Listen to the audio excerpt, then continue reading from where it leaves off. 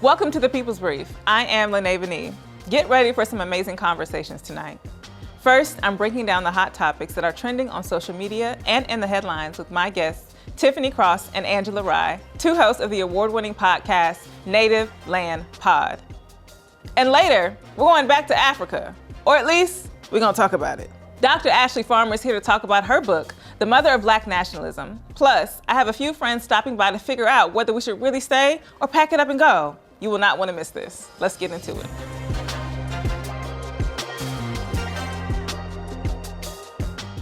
Tiffany, Angela, welcome to the show. Thank you. I'm so glad to have you here. We're so happy to be here, and congratulations on an amazing first season.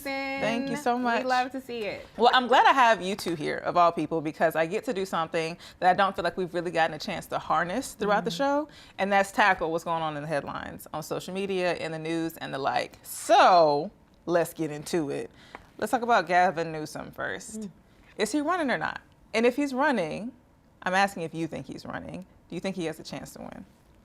Oh, you looking at me? Yeah, because she has been talking about Gavin Newsom on our podcast. Well, I will say this. He is running, but right now it looks like he's running from black people and running to white nationalists. He's had them on his platform. He's vetoed several bills, including ones that would have given black folks who are descendants of enslaved people preferential treatment in college admissions. They said that it violated Proposition 209, time for Prop 209 to go. So I just think, you know, we're still very much in the land of permanent interests, and that is a mantra that was run and, you know, what the CBC stood on, and I'm still standing on that same business. I just want to say, whether Gavin Newsom runs or not, we'll see. I'm more concerned about will we be able to vote for the next candidate. I'm very fearful that our days of free and fair elections are behind us. If y'all don't know, please follow what is happening in the Supreme Court. You can check out an interview with Janae Nelson. She's a black woman who argued on behalf of voting rights in the Supreme Court. Angela did an interview with her on Native Land Pod. But that's what I'm scared about. Will we actually be able to vote? What do we think about the possibility of some sort of accountability, some sort of like official or formal declaration that the election results were not what we were told they were? The potential for that to happen, like, what do you think? You think this president is going to take accountability for anything? No, I didn't say he would. Oh, okay. I'm just saying there are. I think just the people are talking about that. He is out here like, who's gonna check me, boo? Yeah. And unfortunately, I don't see checking from the legislature, certainly not from the executive branch, and we barely hanging out in the courts. Yeah. Who gonna check him, boo? Yeah. To be honest with you, Lynae, I don't know that we've ever had free and fair elections in this country. I don't know that all of our votes have ever truly been counted. When you think about voter suppression, like for so long in our communities, it would take us hours to get to the ballot box. People get frustrated. They made it inconvenient for black folks to vote, even after VRA, after the Voting Rights Act passed. So unfortunately, I think voter suppression in this country has always been baked into the cake. And we're going to see it systematically turn back decades. And I think young people are so disengaged that they might not even know that we are losing these rights because we're only used to gaining rights. That's true. Speaking of losing rights, we've got some gubernatorial elections that may also push us back because they have the potential to turn some historically blue states into red states. We've got Winsome Earl Sears and Jack Ciattarelli. So what do we think the Democrats in Virginia and New Jersey can do to prepare for that change? So I think first I just want to acknowledge Winsome looks like us, but she does not think like us. What concerned me is, you know, she's not even accepted amongst the group that she chose. So Barack Obama, for example, has endorsed Abigail Spanberger. I think Donald Trump don't even know she exists. Dominion Voting last month was wrongfully accused of fixing the 2020 election, but they were just bought out by Liberty Vote, whose owner, Scott Leyendecker, is a registered Republican. Should we be concerned? Yes. Okay. I don't think it's a question of should we be. I think it's how concerned should we be. And the answer is very. Again, even independent of Dominion Voting being brought up, but this Republican billionaire, I think just our actual civil rights being rolled back. So let's just say Dominion was still owned by people who wanted to see a free and fair election. I just think we're going to see more and more hurdles to the ballot box. There's been a little bit of pushback in the room, in the chamber, here and there. I think we're seeing it more so like in the, I don't know, social conscious or conversation. We've got people like Candace Owens and Marjorie Taylor Greene you know, doing a little rifting, going against Trump and Project 2025. Do we feel like we're seeing a shift of like true change in some of these voices, or is this just a show? I question the intentions of those two women in particular who I've watched cause so much harm to people.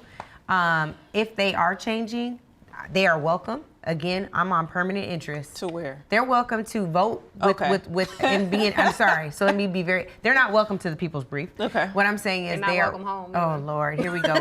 We supposed to not be excluding people no more. But I guess the point is they are welcome to truth. We embrace you and welcome you into truth, and hopefully you'll start doing the right thing. So this is where we disagree. No, I think it's entirely performative. Okay. And I would say about Marjorie Taylor Greene specifically, you just take a quick look at her record, and she is dangerous. She is somebody who causes violence through a policy lens, and even violence in her rhetoric. At any time this country asks me to put my faith and hope in the hands of a white woman, I am unable to do it. So I don't trust her or the wannabe white woman who happens to be on the same side of the divide that she is. So I also want to talk about the media and coverage of what's going on in this country. We see a lot of crazy things happening as far as whatever's coming out of the White House, but not so much the response. So I think everybody saw a little bit ago the aftermath of that raid, that ICE raid in Chicago, but we did not see the city's response. And that's interesting to me because you would think, they've been protesting, and you would think that Donald Trump and the White House would want to sort of highlight that and maybe even twist some narratives to sort of egg on this martial law it seems he's trying to pressure us into, but we've not seen much of it. Why do you think that is?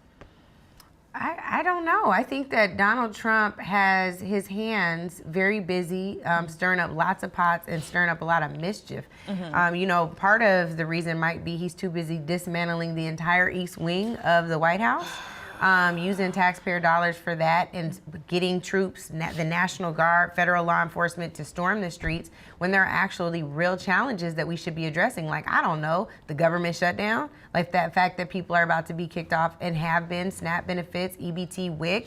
I'm using a whole bunch of acronyms, but food stamps, Food, the things that help to make food affordable, to help people make ends meet when they're suffering, healthcare. You know, we have TSA workers right now. There are backlogs in the airport. People can't get through security because TSA folks are calling out sick because they are not getting paid. Yeah. So want to shift a little bit into pop culture, a little bit more lighthearted, I think. Let's talk about Bad Bunny at the Super Bowl. Glad he's going to be here. I didn't take any Spanish. Hope he doesn't speak a lick of English. Si se puede for me, you know? But Trump's advisor, Corey Lewandowski, said that even the Super Bowl is not safe from ICE. Well, let's talk about who goes to the Super Bowl. Yeah. Who can afford to go to the Super Bowl? That's not going to overwhelmingly be a black and brown audience this year because Bad Bunny is going. So if they want to send ICE through the TV screen, perhaps they would have better success. But like, I don't think it's necessarily the attendees they would go after. It's the people who are working Super Bowl, maybe, you know, drivers, staff. And so I think this is something very dangerous. And I think this is precisely the message that Donald Trump would want to send. That crowd in particular is filled with billionaires, a lot of whom donated to Donald Trump's campaign. But something that I want us to start asking and really deeply probing as people who are navigating a very dangerous space, we're taking the word that these are ICE agents. How about bats? Right. These are masked men kidnapping people and disappearing them off the street. How do we know these aren't Proud Boys? Yeah. There's already been KKK. There's already been reporting from CNN that said more than 3 different incidents of people impersonating ICE agents trying to kidnap people. But even outside of people with being bad actors, just the White House deputizing this kind of vigilante justice that we as black people know all too well, it costs us our lives. And we are walking around eating popcorn, watching movies, scrolling, and it's like, sound the alarm, guys. Don't go anywhere. We'll be right back. And we're back with Native Land Pod co-hosts Angela Rye and Tiffany Cross. So it's so funny because I thought we were going to get lighthearted and then it got serious very quickly. But that's fine because that's what you guys do. So tell me about Native Land Pod and how you guys developed this blend of discussing pop culture and politics and making it all meet together in the middle. Well, first, I just want to state the obvious. The elephant in the room are the 2 Negroes that decided not to come to work today. Bakari Sellers and Andrew Gillum are also co-hosts on the show. Tiff and I have been friends for forever, and that we've all been friends for a very long time. When we started the show, it was the 3 of us. It was Tiff, Andrew, and I. And in the original construct in my mind, Bakari's a part of that show. But he was big balling at Spotify. And since then, things have changed. Point is, we came together, and the idea of native land comes from the last stanza in the last verse of the Black National Anthem, true to our God, true to our native land. I'm glad y'all know that. We try to do a little bit. And the idea really was that we wanted to create a safe space because Black folks in this country, in this world, are unsafe in so many places. So for us, even with all of the differences in opinion, the way that we see the world differently is still a safe place to be. And that's why we say, welcome home, y'all, at the beginning and end of every show. I want to talk a little bit about Joe Budden because I'm hearing what you guys are saying, and I've listened to Native Land, so I get the vibes. I'm your audience. I am your target audience. Joe and his friends don't seem to think that. There was a conversation with them on their show recently, sort of calling you guys out about your conversations about anti-intellectualism, and they don't see it as a safe space. They believe there's a divide, and I just want, if you saw those clips, number one, and then if you did, what you thought about the conversation they had. So I wasn't suggesting that Mr. Budden's podcast is the face of anti-intellectualism. I think it's part of a larger conversation and larger landscape, and that was definitely highlighted in the exchange between Mark Lamont Hill, professor at Morehouse, Erie Spelman alum, and Flip, one of the other co-hosts. What I did not say, though, and I want to be really clear about this, intellect to me has nothing to do with degrees, pedigree, money, because so many people are like, this is elitist and this is classism. And I just think it's a sad state in America where we think being smart is somehow being elite, where you tell people it's a time for reading books and they're somehow offended by that. So I did not intend to, target or offend anyone, but I definitely stand by my comments on it is a time for intellectual curiosity. We are seeing our core democratic principles crumble in this country. We are seeing our rights being taken away. Every piece of information is not going to come with a little dope hip hop beat and a dance on the TikTok. Like, sometimes you actually have to read, and it's not always going to be in a stanza on social media. There are books that talks about fighting fascism. Angela recommended Asada to me. I happened to be reading it when she passed away. The lessons I've gotten from that book. We've recommended books to each other. So I hope that they will take the opportunity to have more informed conversations, even though they're an entertainment podcast. I think we got to fight this battle on any front, every front. I think that that there are things that I said that I'm like, I could have said that differently. I know my intention is never to cause harm or to be divisive. I also think that this is not a new argument. Yes. I think that historically for Black people, folks were Garveyites, or they were W.E.B. Du Bois and the Talented Tenth, or they were Booker T. For real, name calling, ad hominem attacks, etc. Or Booker T pulling yourself up by your own bootstraps. And I still maintain to this day we don't have boots. So I think that there's nothing to pull up by. We pulling up air. And so I think that what I hope we can get to is the place where we say, okay, what we now know is that all of these different sects have to have a conversation. And by all these different sects, I mean S-E-C-T-S.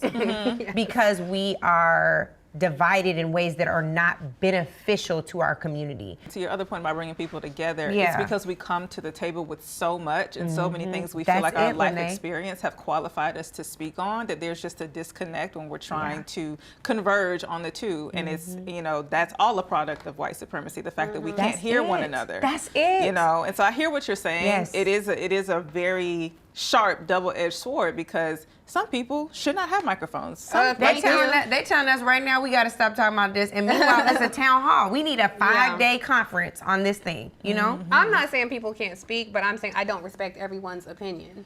I don't think, if you want to hear some good sports take, I might not be the person you want to talk to. Right, exactly. That's all I'm saying. But she calls herself the sports expert. I am a sports expert, but for other sports experts, they don't be respecting my skills. That's all I'm saying. Well, thank you, ladies. This we was gotta amazing. go. We done? We're not We ready. unfortunately do have to go. We are chatting. I demand. I'm gonna get a petition. Invite me on the podcast. Disenfranchised. Invite me on the podcast. Oh yes, welcome home, Lynae. Please come on the podcast. Then we can chat for hours. I would love to have you. That would be amazing. I want to go back. So I made a joke earlier saying I'm glad y'all know the last stanza of the Black National Anthem, because I stopped firmly after those first two that we all know. But could you tell me what that last line is? Come back. Yes, it's true to our God, true to our native land. True to our native land. So I just wonder, for you as a Black person in America today, Are you feeling the land forced upon us and figuring it out here, or are you feeling going back to your native land? I'm torn. I think that our native land is also here because we built it. Yeah. And you don't get to take something from us that we built. We poured our blood, sweat, tears, sacrifice into. And I know how much they gave for us to be here. So this is ours too. Yeah. I would say a lot of people say we are the dream and the hope of the enslaved. And I think the true dream and hope of the enslaved was to go home. Yeah. So I don't know that having acceptance here on stolen land that was built with our stolen labor is ever really going to be the place. I wonder if Abraham Lincoln had it right when he said, y'all should go because we don't want to be reminded of what we did to y'all, and we don't want y'all reminding us what you did to them. So I'm wondering what Marcus Garvey and W.E.B. Du Bois, if they could peer 100 years into the future and see the battles we're still fighting, would they say, yeah, let's just get the F-U-C-K on. Sorry, let's get up out of here. Me. We'll be right here with more on the People's Brief, so don't you go anywhere. We'll be right back. Here to break down the meaning of Black nationalism with me is my former professor, Dr. Ashley Farmer. Please welcome her to the show, everybody. Thank you for having me. I'm so happy that we finally got to do this. Yes, me too. Thank you so much for all of your guidance. You know, I wouldn't be here without you. Like, that's a direct quote. Yes. I'm very proud of you. You're doing amazing. Thank you so much. Well, first things first, before we get into the things, can you explain to people who might not know what it is, what Black nationalism is? Yeah, so very simply, Black nationalism is the idea that Black people are a separate people with a shared heritage, a shared culture, but also a shared history of oppression. And because of that, Black nationalists believe that we have the right to self-determination, the right to take pride in our identity and our history, and the right to self-defense. And I'd love to talk a little bit about what that means on like a day-to-day level. I want to be clear that Black nationalists aren't necessarily talking about promoting violence. What they're saying is that if there is violence perpetuated against you, you have the right to defend yourself. But also you have the right to defend your dignity and your honor, right? Which is something particularly important for Black women. So those are the things that people do when they're practicing Black nationalism altogether. Yeah. And I think all of those themes can be seen, or, you know, we remember them in a different kind of way when we see images, particularly from the 70s. And a lot of people take their understanding of Black nationalist movements from what the Black Panthers were doing, but it started far before that. And even before Garvey, which some people credit as the father of Black nationalism. But in your book, your new book that you're releasing, Queen Mother, Black Nationalism, Reparations, and the Untold Story of Audley Moore. When people talk about the subject, they've never heard of this woman. So can you talk to us about why it was important for you to tell her story? Yes, I love talking about Queen Mother Moore. The best way I can say it is that Queen Mother is kind of the architect of the modern Black freedom movement. She was born actually to wealth outside of New Orleans in a place called New Iberia, but her parents both died at a young age and left her orphan. And it was that kind of slide down to poverty that made her realize things weren't exactly what they seemed, right? So in the 1950s, she starts advocating for reparations, which, you know, was unheard of and like entirely fringe at that particular time. So I thought it was really important to tell Moore's story for a couple of reasons. One is just we wouldn't really be talking about reparations without her. She really jump-started that movement in the middle of the 20th century. Second, she's really the person that kept like Black nationalism alive in a lot of ways, from that Garvey period to that later period. And then finally, like even if you don't agree with her, for almost 100 years she stayed the course. She set her compass towards Black liberation and moved with purpose every day for decades. And so I think there's a real lesson on just organizing, not the showy, you know, part, but just the day-to-day work of moving towards a goal of liberation. Yeah, Queen Mother is such a regal title. Can you tell us how she got that name? Yes, so one of the things that's really great about her is that wherever she just saw injustice, she jumped in. So in the 1950s, she was living and working in Harlem and organizing, and she found a group of African students that were, you know, coming to America to study, didn't have really a place to eat, do their work, etc. And she set up kind of like a makeshift storefront with like a typewriter for them back then, food, etc., a place for them to have community. And they started calling her their Queen Mother, right, as kind of an homage to the way that she took care of not just them, but everybody in the diaspora. And then 20 years later, she goes to Ghana. In the 1970s and 80s, she was the guest to many different African state leaders. And there, she was formally anointed as a Queen Mother of the Ashanti tribe. It seems that she was willing to teach herself a lot of things. And in the book, you say being a Garveyite required education.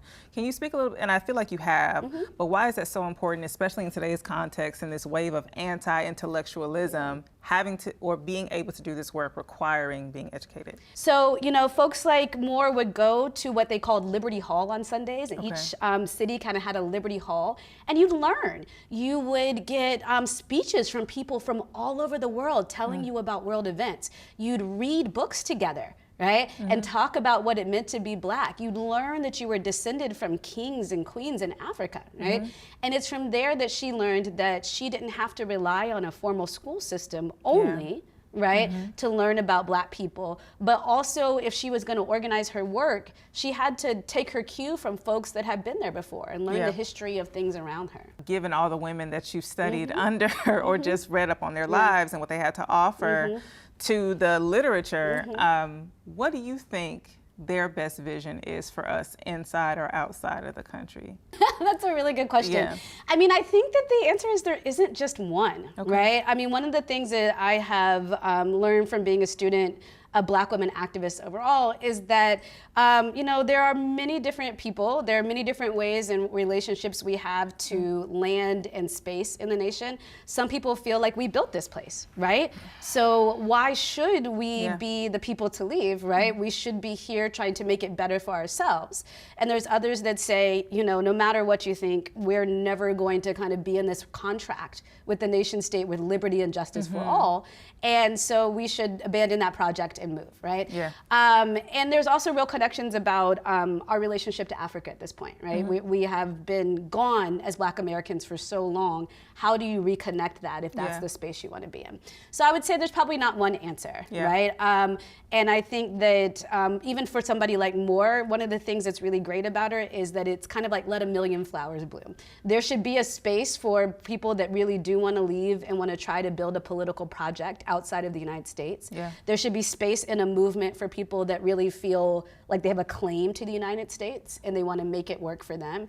And the reality is we all kind of live somewhere in the in-between, kind of where the climate is at that moment, right? What do we say to folks who are grappling with the idea that leaving might be the best or the only option to get the real liberation that we want, but that would mean leaving so much work and history and earned citizenship behind? I think that's a really good question. I think I would first validate the very real feeling of alienation that Black folks feel in America, right? That's a present thing, that's a past thing, and it feels very acute, you know, today. But I would also say that, you know, some of these projects did not work out because they were not very well thought through. That just because you are Black doesn't mean that you can't come in with kind of a settler or a colonial mindset and inflict some of the harm that you know, are trying not to do.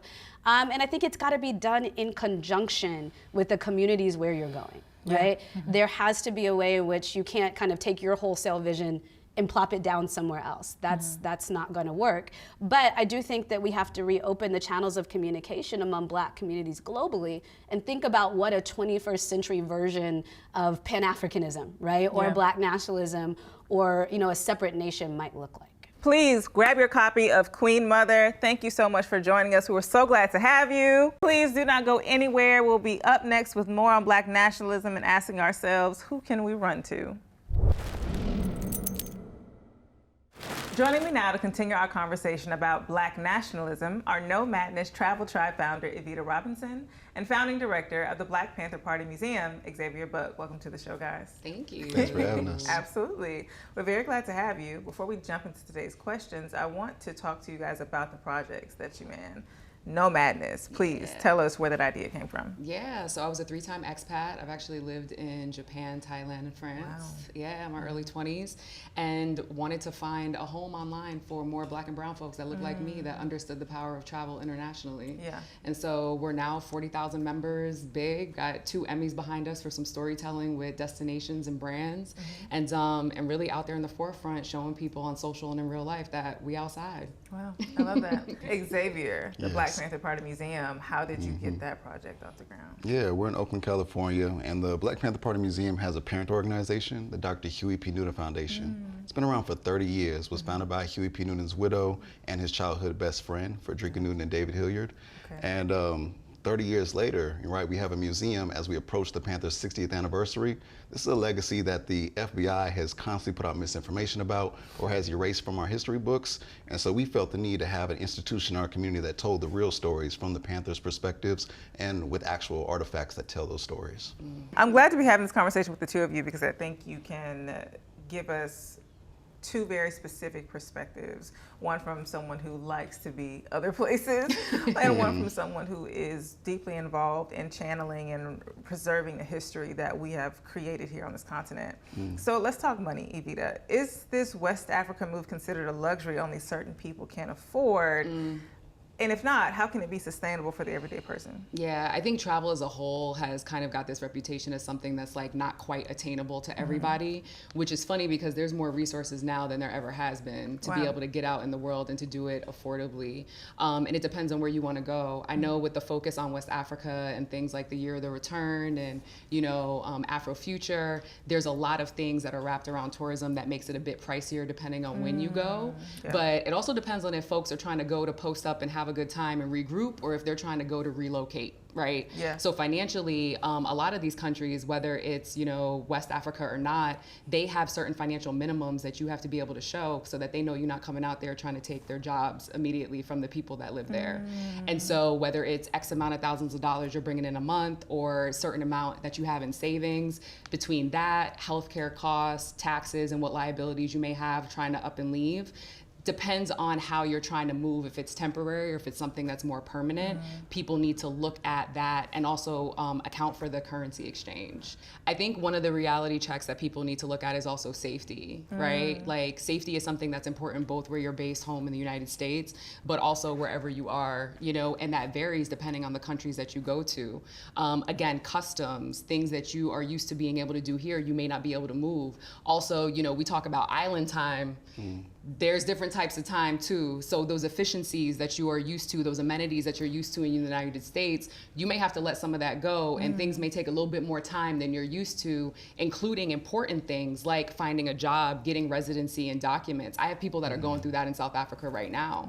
You know, some of the governments abroad, you know, they'll kind of market to bring the African Americans in, but are the systems efficiently put in place for us to do what we need to do and move how we need to? Some of them it's not, and it takes a long time, and it can be really frustrating. You just made me think of whatever season that was in Insecure when Molly goes to a new firm, and she's like, "Well, at my old job this, at my old job that," and I can assume that a lot of natives or locals get those vibes from Black Americans who come with a certain standard of convenience. I won't say standard of living, but standard of convenience. And I'm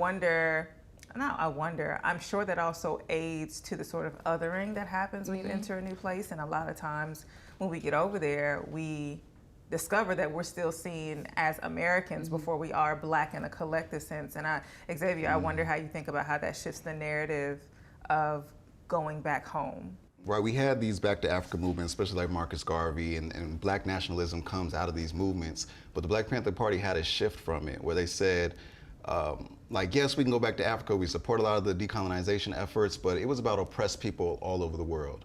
They understood America as a place where, how can America have these strict borders if we have a colony called Israel in the Middle East, if we're bombing Venezuelan ships in international waters, you know, if we have this influence everywhere and our corporations do, we have Apple that has its foot in Congo, right, exploiting it.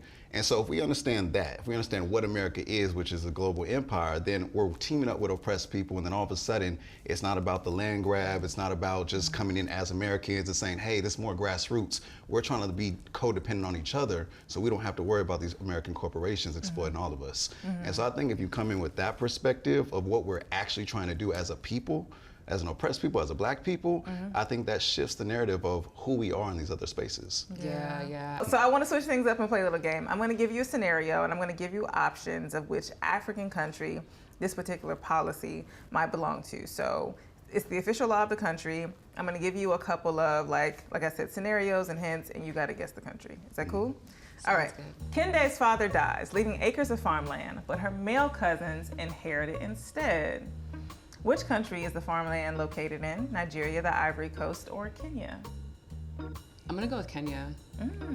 Or Ivory Coast. Ivory Coast? You are correct. The government passed laws in 1998 trying to give women inheritance rights, but traditional customs make it difficult for women to inherit their land over there.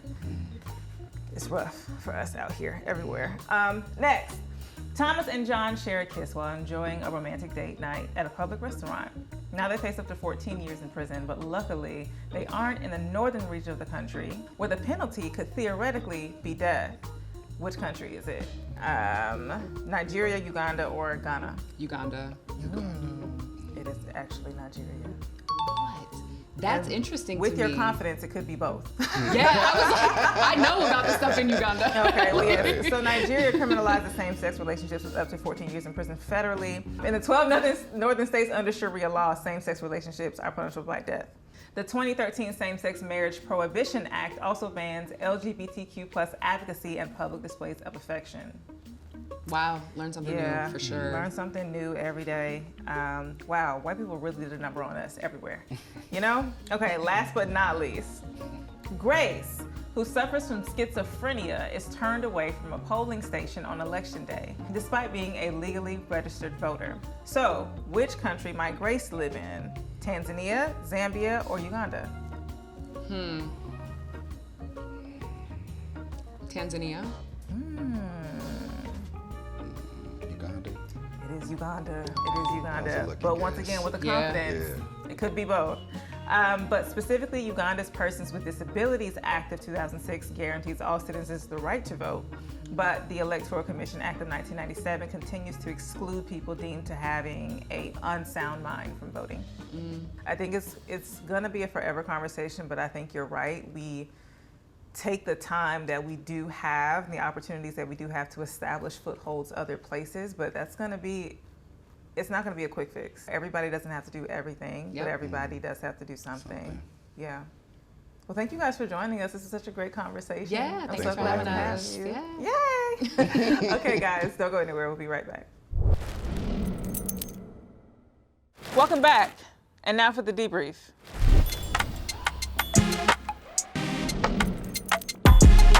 We had a jam-packed episode today.